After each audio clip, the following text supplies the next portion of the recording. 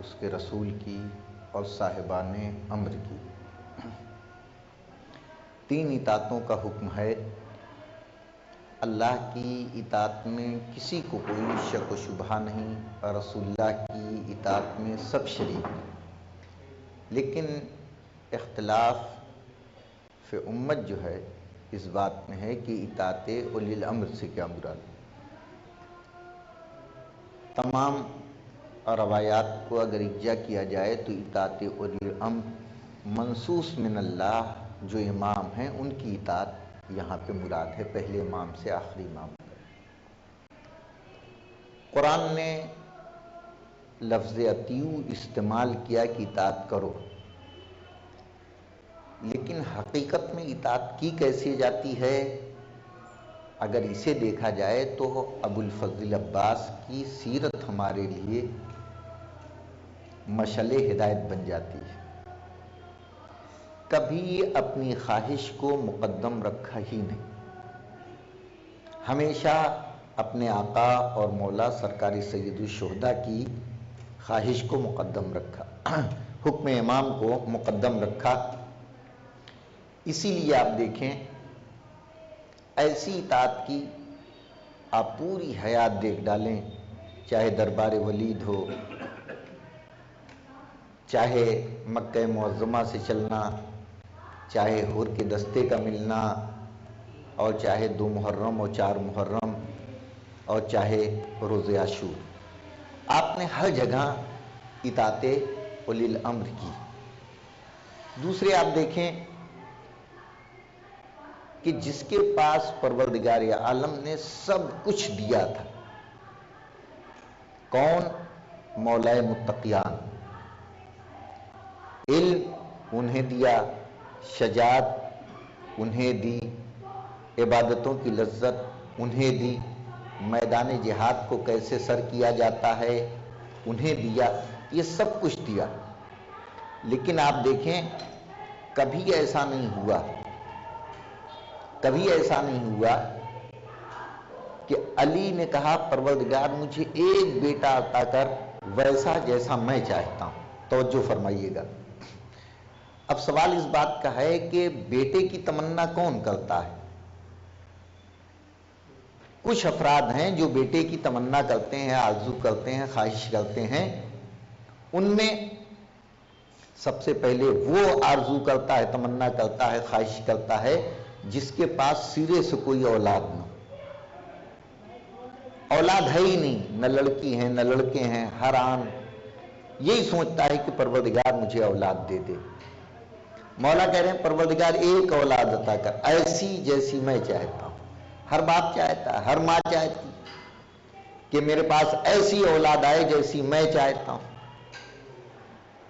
آپ سوچیں علی بھی دعا کر رہے ہیں، لیکن ان کے ہاں اولاد موجود ہے، حسن حسین کی شکل میں، محمد حنفیہ کی شکل میں، ثانیہ زہرا کی شکل میں، جناب ام کلثوم کی شکل میں، تو پھر کیوں کر رہے ہیں؟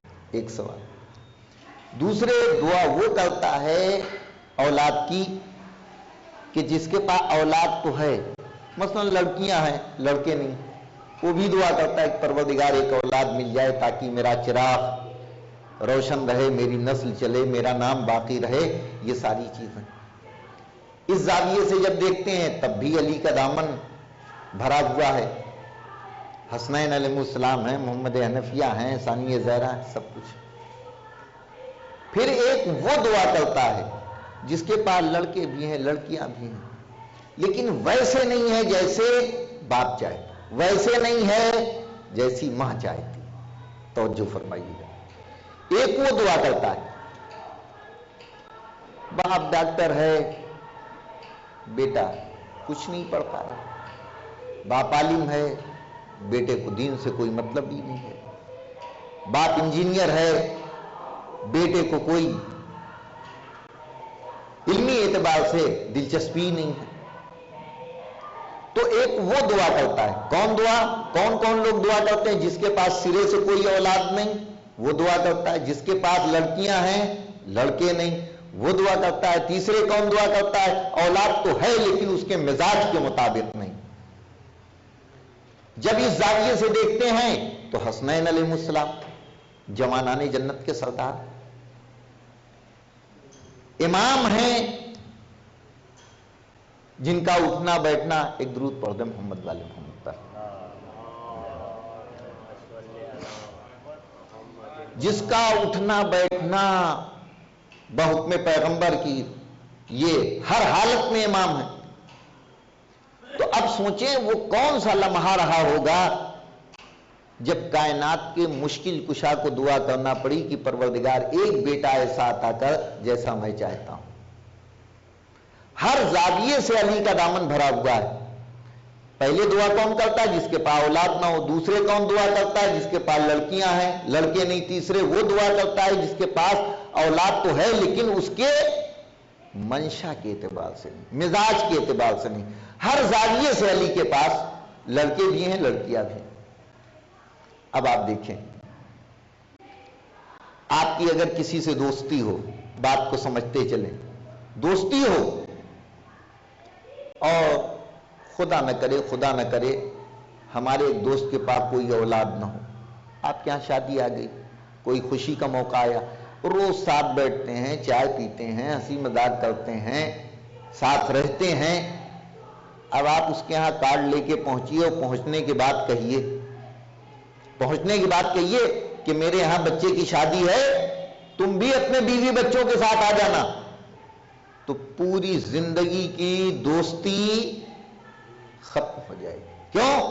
کمبخت کو معلوم ہے 50 سال سے ساتھ میں اٹھتا ہے بیٹھتا ہے، معلوم ہے شادی ہوئی ہے، سب کچھ ہے، اولاد نہیں ہے، اور کہہ رہا ہے اولاد لے کے آنا۔ اب بتائیے، وہ خدائے وحدہ لا شریک جس نے رسول کو اولاد دی جناب ابراہیم کی شکل میں، جناب قاسم، لیکن لے لیا۔ اب ایک دن ایمرجنسی میں کہتا ہے فَقُلْ تَعَالُوا نَدْعُوا أَبْنَاءَنَا وَأَبْنَاءَكُمْ وَنِسَاءَنَا وَنِسَاءَكُمْ، اے پیغمبر تم اپنے بیٹوں کو لے آؤ، اپنے نفسوں کو لے آؤ، وہ اپنے نفسوں کو لے آئیں، تم اپنی عورتوں کو لے آؤ، وہ اپنی عورتوں کو لے آئیں۔ ایمرجنسی میں اللہ نے علی کی اولاد کو بنص قرآنی رسول کی اولاد بنا دیا۔ اب علی کا دامن اس اولاد سے خالی ہو گیا۔ اب آپ سمجھے کہ میرے مولا نے دعا کیوں کی؟ پروردگار ایک بیٹا عطا کر، جبکہ اولاد تھی، اس لیے کہ آج سے یہ بیٹے میرے نہیں رسول کے ہو گئے۔ اب سوچیں، جس نے پوری زندگی سب کچھ اللہ کو دیا، اللہ نے جہاد مانگا، جہاد کس نے کیا؟ علی نے۔ ہر میدان کے غازی کون بنے؟ علی بنے۔ عبادتیں مانگی، کبھی نماز مانگا، کبھی روزہ مانگا، کبھی حج مانگا، کبھی زکوٰۃ مانگا، کون دیتا رہا؟ علی دیتے رہے۔ نماز پڑھی، روزہ رکھا، جہاد کیا، زکوٰۃ دی۔ اب سوچے، جو ہمیشہ اللہ کی راہ میں سب کچھ دیتا رہا، وہ پردہ شب میں کہتا پروردگار ایک بیٹا عطا کر، ویسا جیسا میں چاہتا ہوں۔ تو اب سوچئے، عباس کو قدرت نے کس سانچے میں ڈھالا ہوگا؟ دو امام بیٹے لیے ہیں ایمرجنسی میں، علی نے قیمت نہیں مانگی، جو ہمیشہ سب کچھ دیتا رہا، یہاں تک کہ ایک دن شب ہجرت نفس کا بھی سودا کر دیا، تو اللہ نے بھی کچھ نہیں کہا، اپنی مرضی کے مطابق اپنی مرضی دے دی۔ اب اگر وہ علی دعا کرے کہ پروردگار ایک بیٹا عطا کر ویسا جیسا میں چاہتا ہوں، تو بس یوں سمجھ جاؤ جتنے بھی منصب بچے ہوئے تھے، چاہے علمداری، چاہے وفا، چاہے 27، ان سارے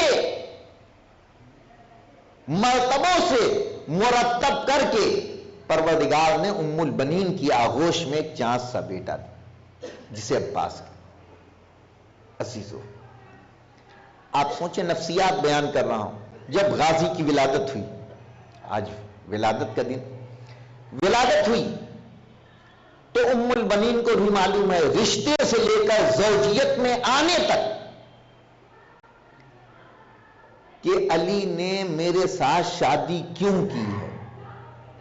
مقصد شادی معلوم ہے تو سوچئے، جب اس کے ثمر کا دن آیا،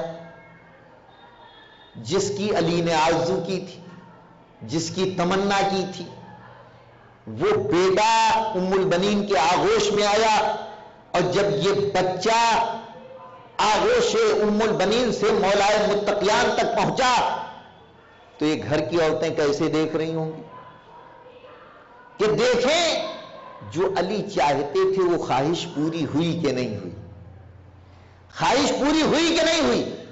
مولا نے آغوش کو لیا، چہرے کو دیکھتے ہیں، کلائیوں کو گھماتے جاتے ہیں، دیکھتے جاتے ہیں، لیکن اب جو علی نے سر کو بلند کیا تو کیا دیکھا کہ آنکھوں میں آنسو.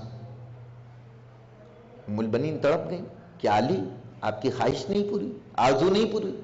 کہا نہیں پوری ہو. کہا پھر یہ آنکھوں میں آنسو کیسے؟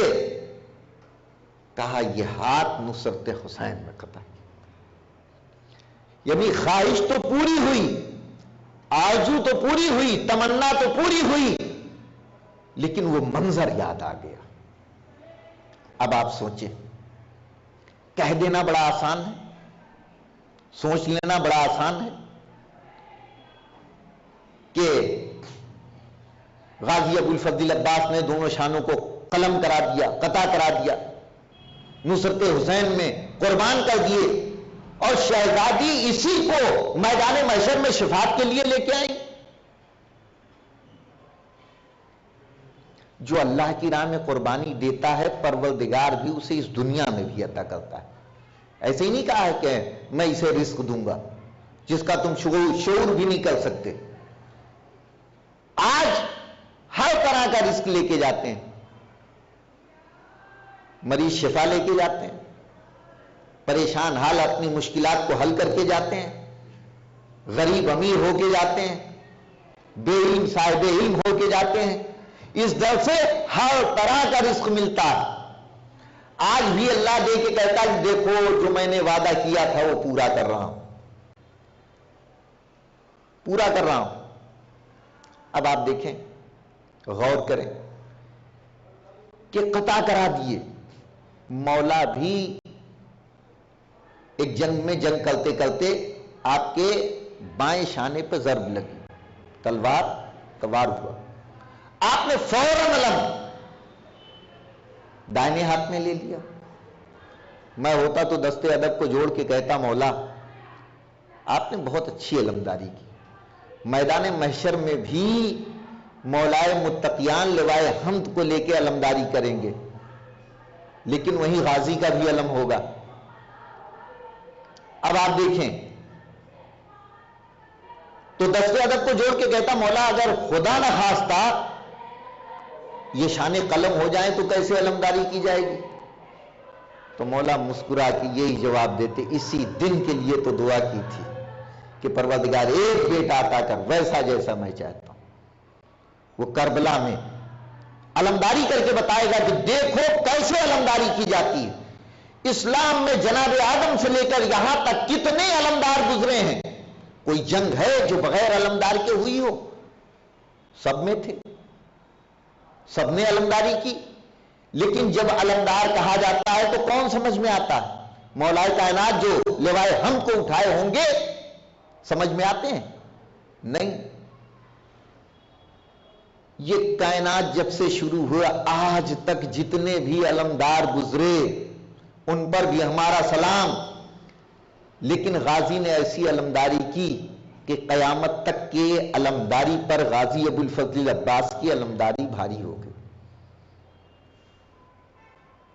اب جب بھی علمدار کہا جاتا ہے تو آپ سمجھ میں آتے ہیں.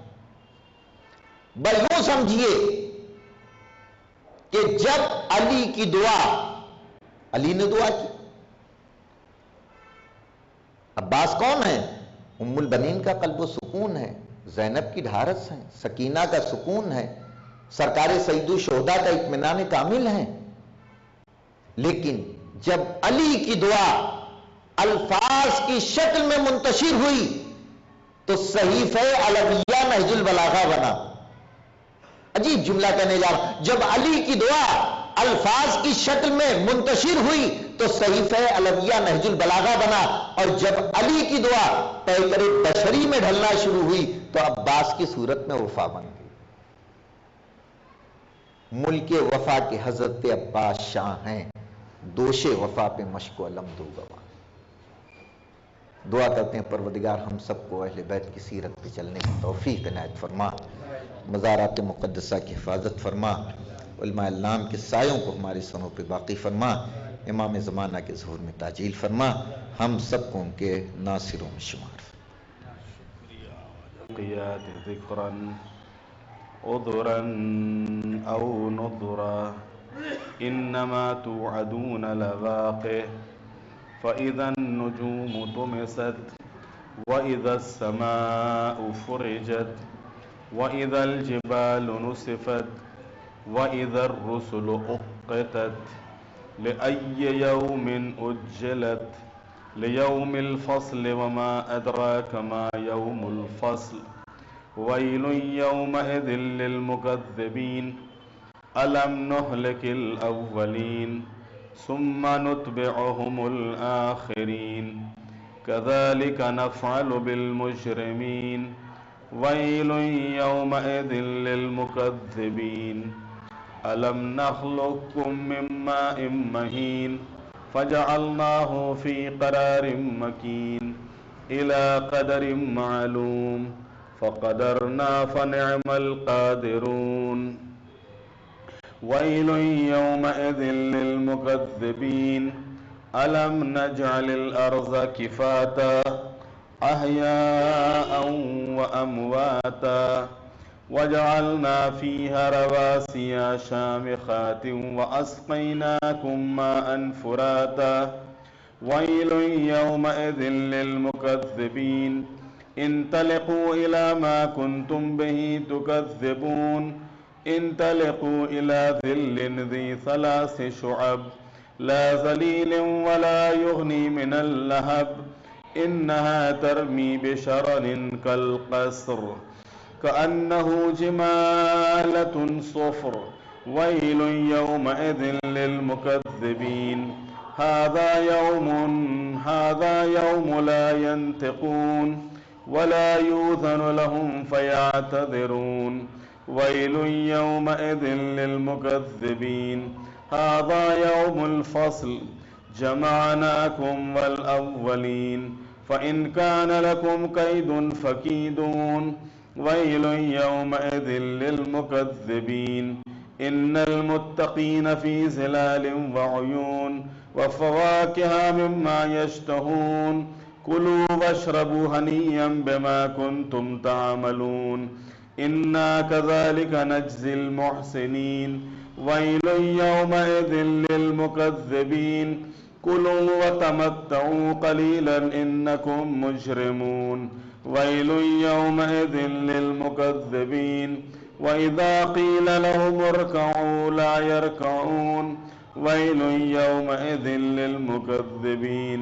فبأي حديث بعده يؤمنون صدق الله العلي العظيم.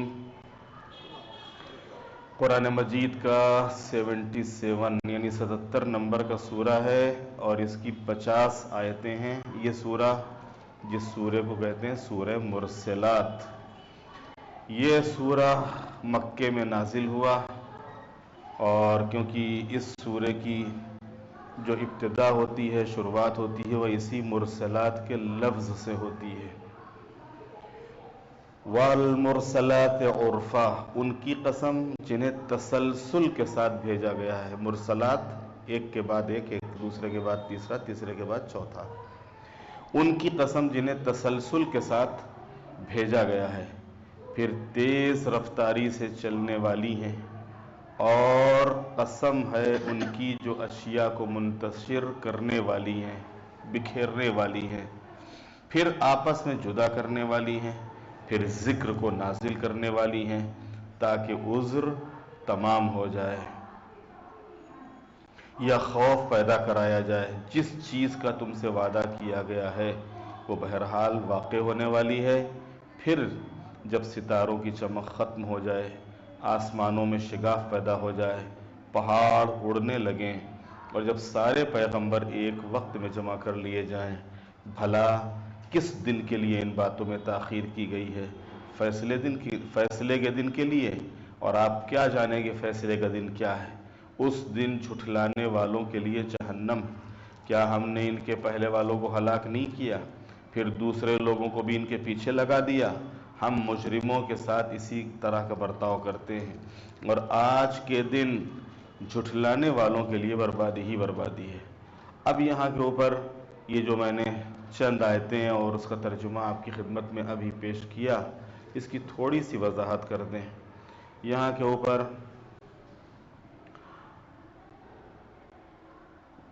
یہ جو مقام قسم میں ہواؤں کے ساتھ فرشتوں کا ذکر علامت ہے کہ عالم مادیات و معنویات میں دونوں کا عمل ایک جیسا ہے، یعنی جس طریقے سے ہوائیں ہیں بھیجی جاتی ہیں، چلائی جاتی ہیں، ویسے ہی خود ملائکہ بھی ہیں۔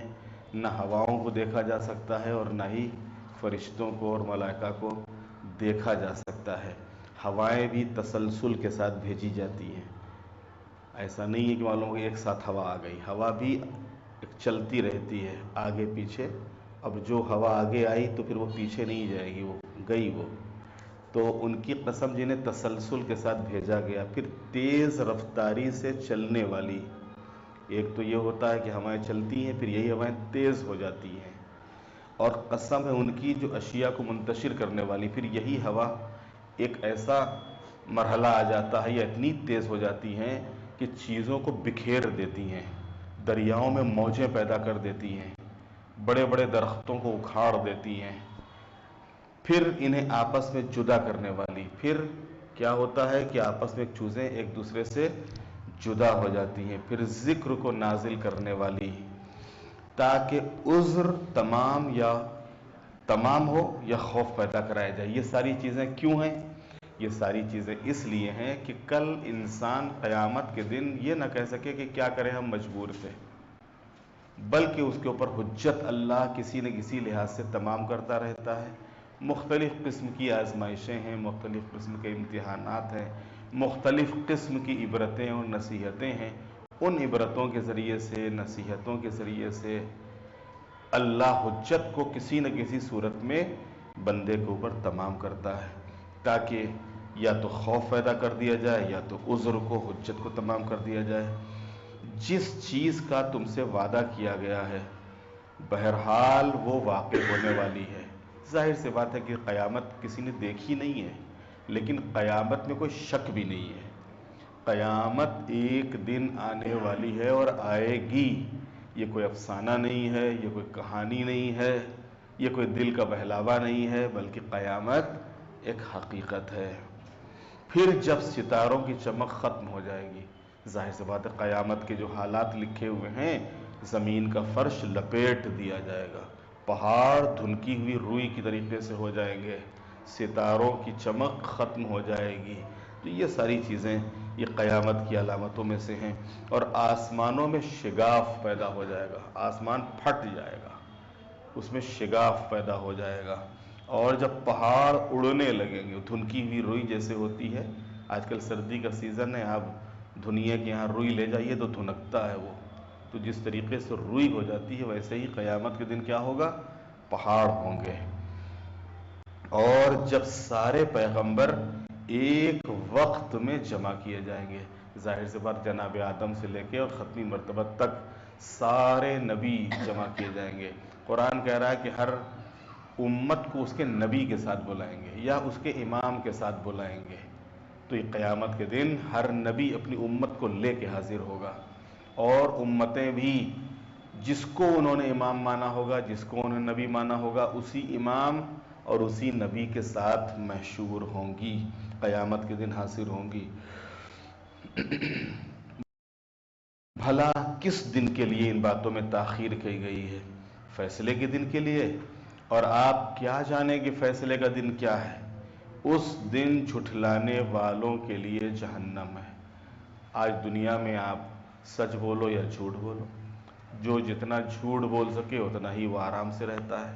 بیچارہ سچ بولنے والا جیل چلا جاتا ہے، اس کو سزا ہو جاتی ہے۔ آپ خود ہمارے یہاں جو آئے دن خبریں سنتے رہتے ہیں کہ جو دوشی ہوتے ہیں ان کو بیل ہو جاتی ہے، وہ ٹہلتے رہتے ہیں، اور جو بیچارے سائنٹسٹ ہوتے ہیں، پڑھے لکھے ہوتے ہیں، ان کا کوئی دوش نہیں ہوتا ہے کہ اعتراض کرتے ہیں، ان کو زندانوں میں ڈال دیا جاتا ہے۔ تو آج دنیا میں انسان جھٹلا کے یا جھوٹ بول کے چھٹک بازی کر لیتا ہے، لیکن قیامت کے دن کسی بھی طرح کی چھٹک بازی نہیں چلے گی۔ تو اس دن کیا ہوگا؟ جھٹلانے والوں کے لیے جہنم ہے۔ کیا ہم نے ان کے پہلے والوں کو ہلاک نہیں کر دیا؟ پھر دوسرے لوگوں کو بھی انہی کے پیچھے لگا دیا؟ ہم مجرموں کے ساتھ اسی طرح کا برتاؤ کرتے ہیں، اور آج کے دن جھٹلانے والوں کے لیے بربادی ہی بربادی ہے۔ کیا ہم نے تم کو ایک حقیر پانی سے پیدا نہیں کیا؟ ظاہر سی بات ہے، جو سب سے نجس چیز ہے اور اس نجس چیز سے انسان کی خلقت ہوئی ہے، نجس انسان سے پیدا ہوا ہے۔ کیا ہم نے تم کو ایک حقیر گرے ہوئے پانی سے تم کو پیدا نہیں کیا؟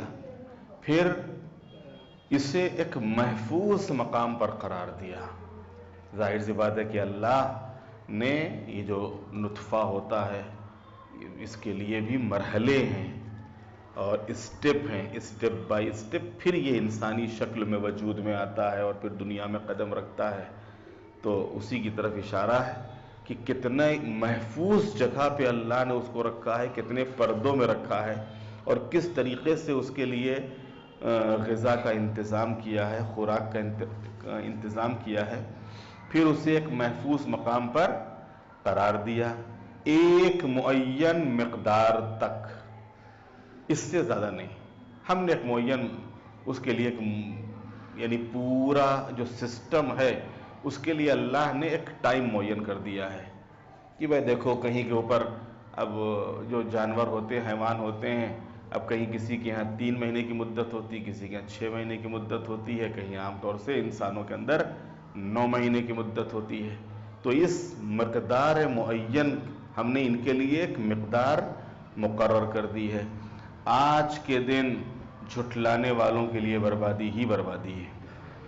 کیا ہم نے زمین کو ایک جمع کرنے والا ظرف نہیں بنایا؟ ظرف کہتے ہیں برتن کو، جس طریقے سے برتن میں تمام چیزیں جمع کی جاتی ہیں ویسے زمین کے اوپر بھی اللہ نے سب کچھ جمع کر دیا ہے۔ ہر طریقے کی نعمتیں ہیں، ہر طریقے کے افراد ہیں، ہر طریقے کے انسان ہیں، ہر طریقے کے حیوان ہیں، ہر چیز اس کے اوپر آپ کو مل جائے گی، ہر طریقے کا سامان مل جائے گا۔ کیا ہم نے زمین کے اوپر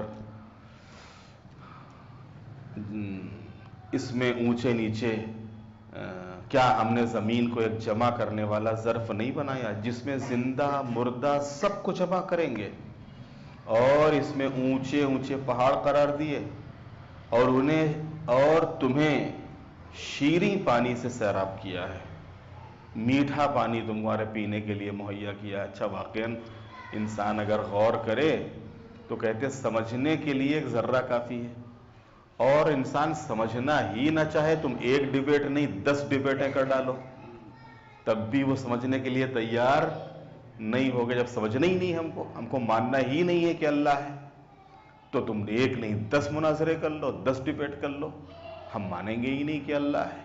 لیکن اگر واقعاً انسان اگر تھوڑا سا بھی کھلی فکر کا مالک ہے اور تھوڑا سوچے تو ایک ذرہ ہی اللہ کے وجود کو سمجھنے کے لیے اور اللہ کے وجود کو ماننے کے لیے کافی ہے، اور جس میں زندہ مردہ سب کو جمع کیا ہے، اس میں پہاڑ ہیں، تمہارے لیے میٹھا پانی قرار دیا ہے۔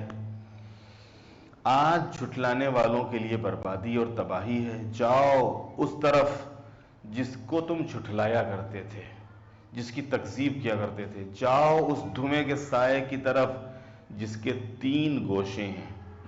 اب یہ 3 گوشے کیا ہیں؟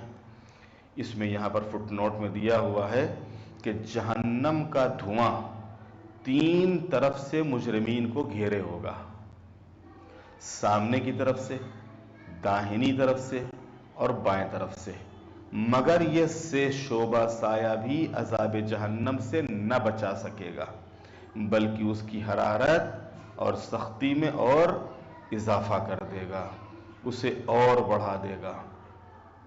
نہ ٹھنڈ جاؤ اس دھوئیں کے سائے کی طرف جس کے 3 گوشے ہیں، نہ ٹھنڈک ہے اور نہ جہنم کی لپٹ سے بچانے والا سہارا ہے۔ وہ ایسے انگارے پھینک رہا ہے جیسے کوئی محل، جیسے زرد رنگ کے اونٹ۔ آج کے دن جھٹلانے والوں کے لیے بربادی اور جہنم ہے۔ آج کے دن یہ لوگ بات بھی نہ کر سکیں گے اور نہ انہیں اس کی اجازت ہوگی کہ عذر پیش کر سکیں۔ ظاہر سی بات ہے اگر زبان چلنے کا موقع دے دے گا اللہ نا، تو قیامت کے دن بھی انسان جھوٹ بول دے گا، لیکن اللہ اسی وجہ سے مہر لگا دے گا کہ آج چپ رہنا، آج کچھ نہیں، آج تم نہیں بولو گے، آج تمہارے جسم کے جس حصے نے جو کچھ کیا ہے وہ بولے گا، کیونکہ انسان بولے گا تو پھر جھوٹ بولے گا، لیکن یہ ہاتھ جھوٹ نہیں بولے گا، یہ کان جھوٹ نہیں بولیں گے، یہ آنکھیں جھوٹ نہیں بولیں گی، لیکن انسان بولے گا تو پھر جھوٹ بولے گا۔ اور آج کے دن یہ لوگ بات بھی نہ کر سکیں گے اور نہ انہیں اس بات کی اجازت ہوگی کہ عذر پیش کر سکیں۔ آج کے دن جھٹلانے والوں کے لیے جہنم ہے۔ یہ فیصلے کا دن ہے جس میں ہم نے تم کو اور تمام پہلے والوں کو اکٹھا کیا ہے۔ اب اگر تمہارے پاس کوئی چال ہو تو اسے استعمال کرو۔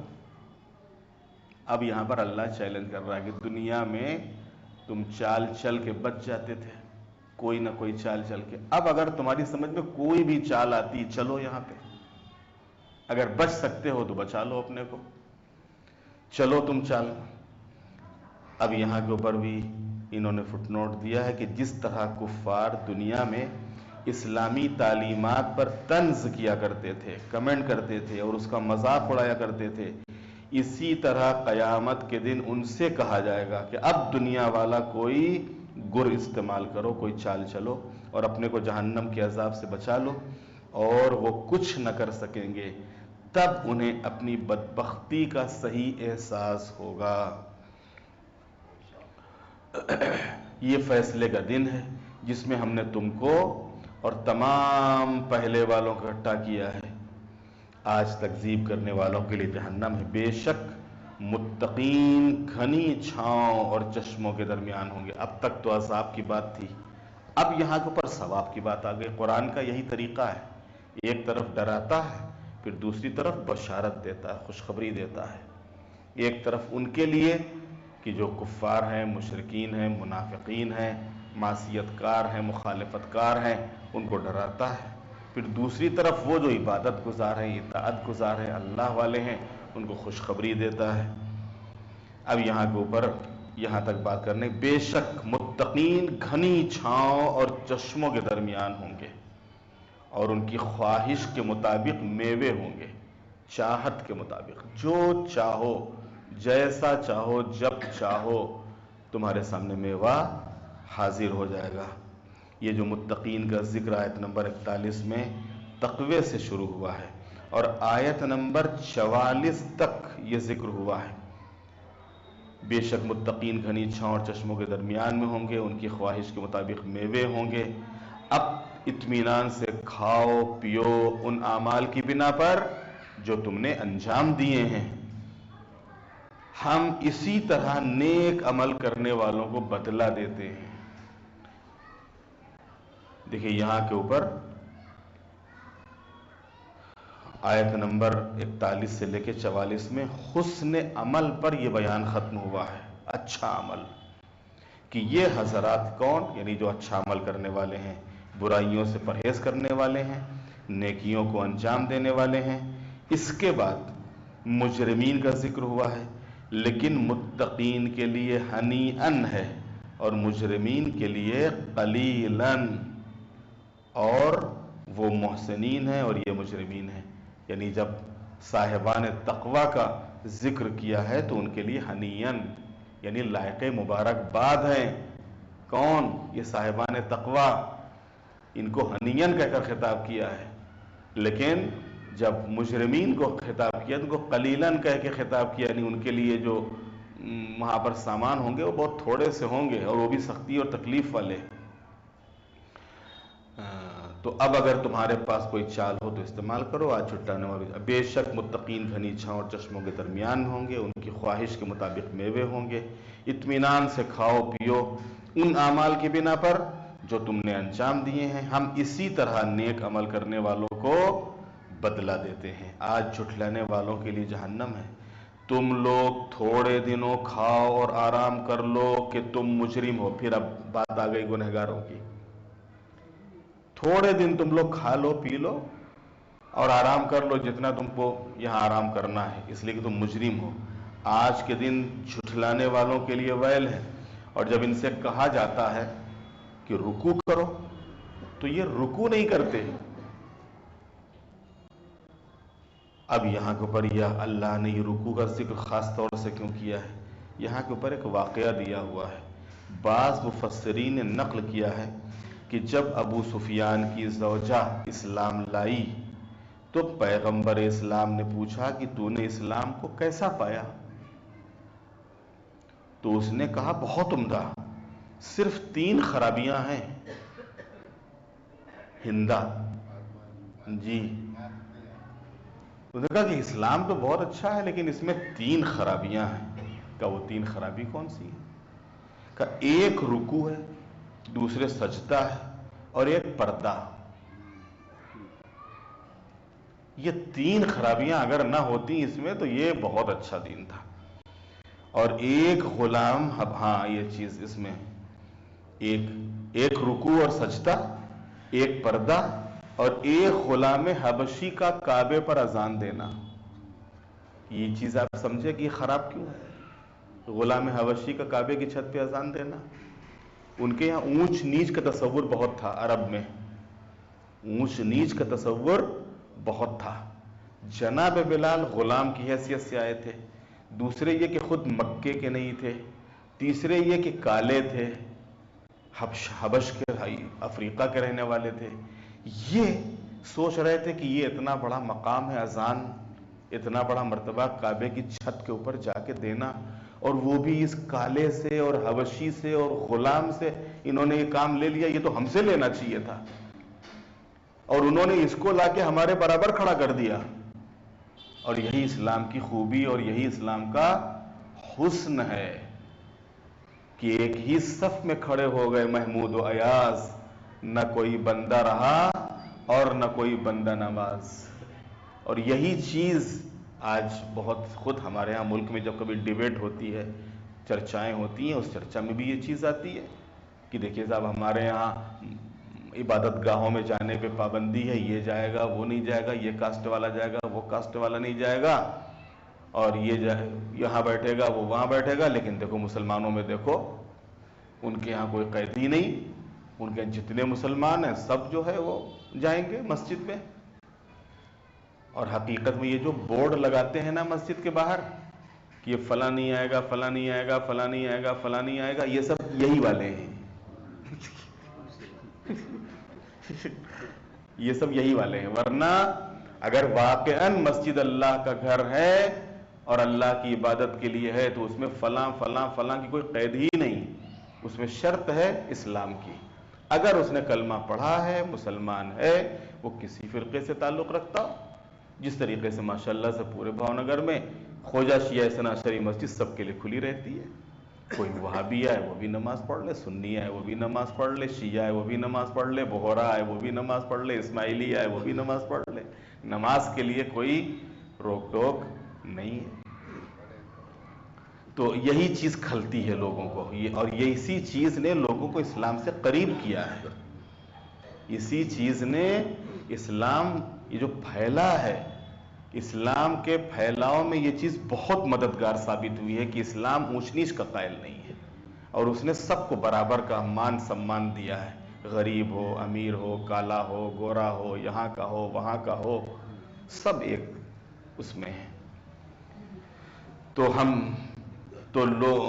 آج کے یہ ابو سفیان کا ذکر ہو رہا تھا، تو اس میں اس نے کہا کہ اسلام تو بڑا اچھا ہے لیکن اس میں 3 خرابیاں پائی جاتی ہیں اسلام میں۔ ایک تو اس میں جو ہے وہ رکوع اور سجدہ ہے، اور ایک پردہ، اور ایک غلام حبشی کا کعبے کی چھت پہ چڑھ کے اذان دینا ہے۔ آپ نے فرمایا جہاں تک رکوع اور سجدے کا تعلق ہے تو اس کے بغیر نماز نہیں ہے، لہٰذا یہ ضروری ہے، اور جہاں تک پردے اور چادر کا تعلق ہے تو یہ بہترین حجاب ہے، لہٰذا ضروری ہے، اور جہاں تک بلال حبشی کے مؤذن ہونے کا تعلق ہے تو یہ بہترین غلام ہے، لہٰذا اس کے ہوتے ہوئے غیر کو مؤذن بننے کا کوئی سوال ہی نہیں ہے، کوئی سوال ہی نہیں ہے۔ یعنی اسلام کا تقاضا یہ ہے کہ خدا اور رسول کے احکام کو تسلیم کیا جائے اور ان سے اپنی بات منوانے کی فکر نہ کی جائے۔ بہت سے لوگوں کی سوچ کیا ہوتی ہے کہ وہ اسلام سے اپنی بات منوانا چاہتے ہیں کہ ہماری بات کسی طریقے سے ہم کریں گے اپنی، لیکن اسلام کہہ دے کہ ہاں، اور وہ گھما کے مسئلہ پوچھیں گے، گھما کے مسئلہ پوچھیں گے۔ ایک مرتبہ بتا دیا کہ نہیں بھائی یہ صحیح نہیں، اگر ایسے نہیں ایسے کر لے تو، ارے نہیں بھیا ایسے بھی صحیح نہیں، اگر اس کو اس طریقے سے نہیں اس طریقے سے کر لے تو نہیں بھیا صحیح نہیں ہے، تو وہ دوسرے اینگل سے، یعنی کسی طریقے سے ان کے مزاج کے مطابق وہ چیز ہو جائے، اور مولانا کہتے ہیں ہاں ٹھیک ہے کرو یہ صحیح ہے، یہ صحیح ہے۔ تو یہ جو چیز یہ جو ہے یہ کیا ہے، یہ وہی مزاج ہے کہ جس کی طرف یہاں کے اوپر اشارہ کیا گیا ہے۔ تو یہ انتہائی حیرت انگیز بات ہے کہ لوگ اسلام میں بھی اپنی بات منوانا چاہتے ہیں اور خدا اور رسول کی بات نہیں ماننا چاہتے۔ ظاہر ہے کہ اس کا نام انا تو ہو سکتا ہے، اسلام نہیں ہو سکتا۔ وآخر دعوانا ان الحمدللہ رب العالمین، صدق اللہ العلی العظیم۔ پروردگار عالم سے دعا ہے آج کے اس مبارک مہینے میں، اس مبارک دن کے واسطے سے، کہ پروردگار ہم سب کو علم اور معرفت کے زیور سے آراستہ فرما۔ جہاں جہاں بھی مومنین آباد ہیں سب کی جان مال عزت آبرو کی حفاظت فرما۔ بحق باب الحوائج سب کی مشکلات کو آسان فرما، سارے مریضوں کو شفا عطا فرما، جو دنیا سے رخصت ہو چکے ان کی مغفرت فرما۔ مولا امام زمانہ علیہ السلام کے ظہور میں تعجیل فرما، اور ہم سب کو امام کے غلاموں اور ان کے ناصروں میں شمار فرما۔ ایک مرتبہ سورہ حمد اور 3 مرتبہ سورہ توحید کی تلاوت فرما کر باب الحوائج حضرت ابو الفضل عباس علیہ السلام اور تمام شہداء کربلا علیہ السلام کو ہدیہ فرما دیں، اور اس ہدیے کا جو ثواب ہو وہ اپنے مرحومین کو بخش دیں۔